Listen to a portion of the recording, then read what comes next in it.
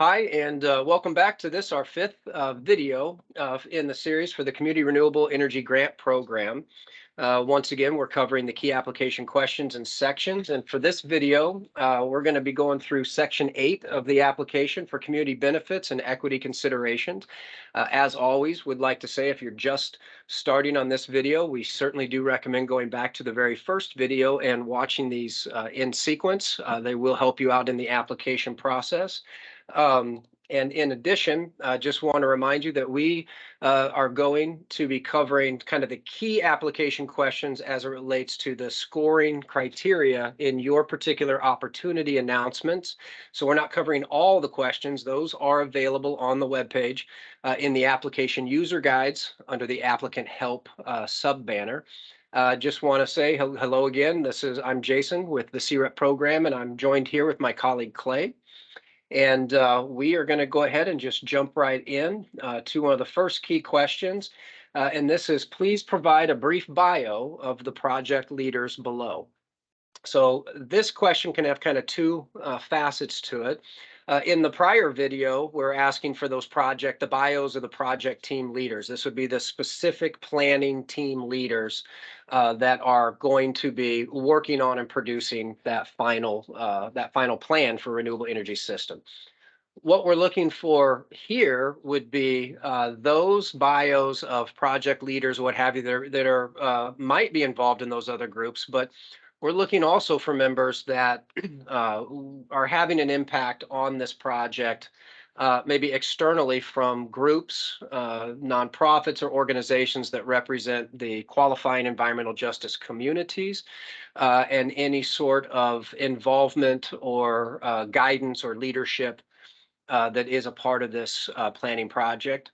Or if that's not available for this planning side, what your plan would be to incorporate these members into a later construction installation of a renewable energy project down the road following this planning phase. And Clay, do you have anything you'd like to add there? Yeah, it's a tricky part of all questions in the planning applications is, are we talking about the 6-month planning project, or are we talking about the larger construction project that you're planning for?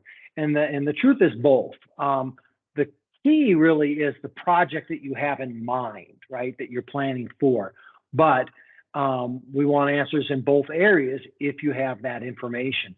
And again, when he was talking about the team members that are actually going to produce the plan, oftentimes people will be dual-hatted, and you might have a key member of your organization that also is doing a lot of the outreach to the community, and maybe specific outreach to environmental justice communities, or those aspects of that future construction project. And that's fine.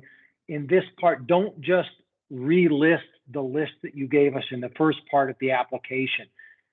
Repeat those people that are dual-hatted, but give more details about their specific role in these equity and environmental justice areas to make that distinction. That should result in a higher score with those added details. And again, always relate back to the scoring criteria that are in the opportunity announcements, and you'll see where this project leadership falls under the equity scoring consideration. Well, thanks, Clay. That's a great point. And just want to also remind down in the guidance for the application is we are looking for that information in the response box, but you can further support that information along with almost all questions with uploading supporting materials to your application. And here we go with in another area, the priority scoring opportunity, and that is please detail any community involvement in this proposed project. Highlight involvement with environmental justice community. So this would be an area, again, as Clay just said, if you have done this in preparation for this planning project, an eventual construction project, that's fantastic. We want to see and see that information and what was done and what that outreach was. That's going to have a large impact on your scoring. But at the same time, as Clay was saying earlier, this is also looking at what would your plan be in the eventual construction project for including these members. And this question also relates to that previous one about who are those people. This would now be the follow to that of, and what have they done? The who, what, when, where, why, I believe, was used in an earlier example below. That's kind of the progression of this question. And Clay, do you have anything you'd like to add there? No, again, all those details have been covered. This is a scoring under the equity section of the scoring criteria. So always match the question up with that and provide clear details and specific details about not only what programs and policies your organization has about outreach to environmental justice communities and how that weaves into your planning, but also how are you going to apply those policies and procedures to future construction projects? Excellent. Thank you, Clay. And as we continue moving forward, this is another priority scoring opportunity. Describe any equity framework used by the applicant in developing the project. So we'll keep reiterating this. This is an area, if your organization already has a diversity, equity, inclusiveness process or procedure or program, and you've taken that down into applying various equity frameworks into your projects, we would be looking at seeing that information as it relates to this planning grant. But we also would be looking to see how would you be applying this equity framework later on down the line in the construction installation of the project that you're planning right now. Clay, do you want to add some details there? Sure. And again, this is an equity scoring criteria, and so you can match that up. But when the reviewers score the applications, they can do so. They can take the points for that area, and they can provide partial points, up to the full points for that area. And so the difference between, sort of some points would be, yes, we have an equity framework. We're striving to improve our equity framework or language to that such, versus somebody who provides the details of, here is how we apply the equity framework to our procurement process, to our planning process, and those specifics would make the difference for a higher score, a more complete score in the competitive review. Okay, thank you. As we move forward, another priority scoring opportunity is how will this project assist in achieving goals included in the applicant's natural hazard mitigation plans as approved by FEMA? This one is genuinely is a simple question. We have a natural hazard mitigation plan that's approved by FEMA. And then be able to include that, as well as describing how this particular project that's being planned is going to have an impact in achieving those goals. So I'll go ahead and Clay, do you want to add some more to that? Yep, this is a standalone scoring area. I think it's 5 points. I don't want to promise that it's 5 points, but whatever the points are, you're basically starting at 0 is yes or no. Do you have a hazard mitigation plan approved by FEMA? That's your starting point. Then describing how your project or future project will support those goals. That's where your point total can increase on this question. And just to confirm, yes, that is 5. That is 5 points. Thanks, Clay. As we continue on, another one of the key questions is detail any direct energy cost savings to families and small businesses from the proposed project. So obviously, applicants, you're going to be in the planning phase.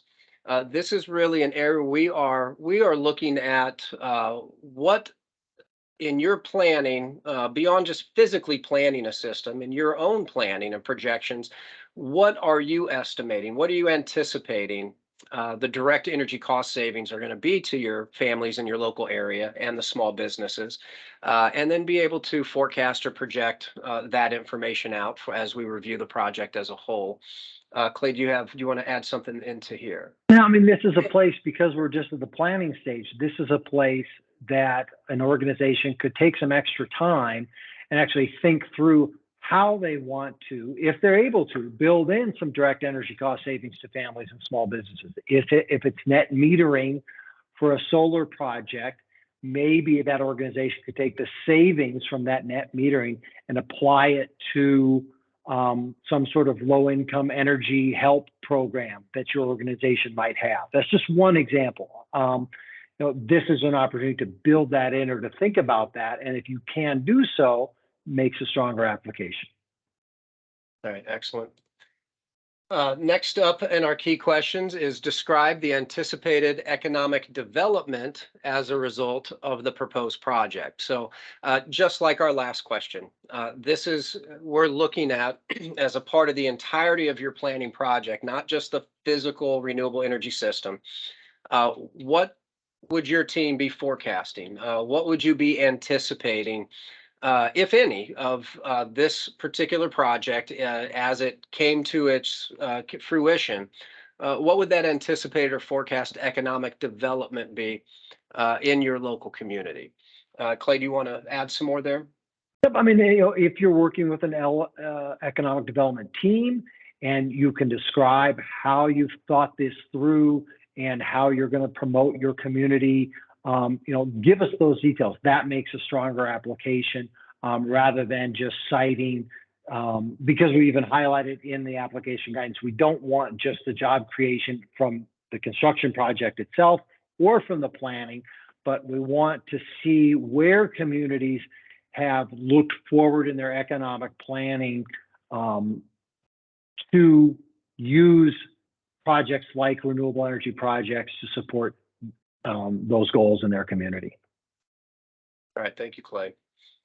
As we just alluded to in the prior question, for that economic development, we move right into the next one, which is list the expected number of local job types created by this project and number of job types required throughout the life of the system. Obviously, what we're looking for here is, if you have quantifiable local job numbers for what can be created or impacted during this planning phase, of course, we would want to see that information as a part of the answer here. But again, as these other questions, we're looking for that forecast. We are looking to see what is going to be that employment impact locally as this project came into fruition and through at least that first 5-year life cycle of the project after commissioning. That would include maintenance positions, operations positions, construction positions.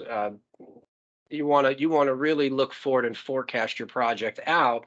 Not only will it help your planning application and strengthen that planning has been thoroughly done, but it will also assist, I believe, when you move forward into the planning of the construction of a renewable energy system. And Clay, would you like to add something here? Yeah, so a stronger answer. This is in the review criteria. This is a standalone area as well, and the strongest way to get after those points is to show your work. If you're going to tell us how many jobs are created and what types of jobs they are, where did you get that information? And the more of those details and you show your math and the effort that you put into that kind of planning should result in a higher score on this section. All right, that's a great point. With a lot of the questions that we're asking here that are more maybe planning centric outward to your actual construction project down the road is show and not just simply tell if you have that ability. And as we move into this final slide of the key questions is please describe the extent to which the project includes inclusive hiring and promotion policies. Again, saying it again, this is if this planning project, if the team members or organizations or who is going to be involved in the planning side If inclusive hiring and promotion policies are a factor there, we would like to see the policy and have you detail the impact there. But this is also asking, again, forecasting for that eventual proposed project into its reality for that system. And what is your plan for that? Um, and then be able to demonstrate that plan as well as best as possible. And Clay, do you want to add anything here? Sure. So again, always go take a look at the scoring criteria and see where this answer or question fits in. And we are looking for specific organization published policies and procedures around inclusive hiring and promotion. And then when you have those in your organization and you can show those policies, how do you apply them to your procurement, contracting, and hiring specific to how you're going to execute this project, this renewable energy project? All of those details and tying things together make a much stronger answer. Right. All right. Thank you, Clay. That's going to bring us to the end of this particular segment. We're always available for answering questions and comments. And you can reach us at community.grants@energy.oregon.gov. Thank you for watching this video. And one more time, if this was the first video you watched, we do recommend go back and start from the beginning and go through. These are key questions and the sections within that application. Thank you for joining us for this video. Again, Jason and my colleague Clay, we appreciate it, and we look forward to seeing you in the next video. Thank you so much.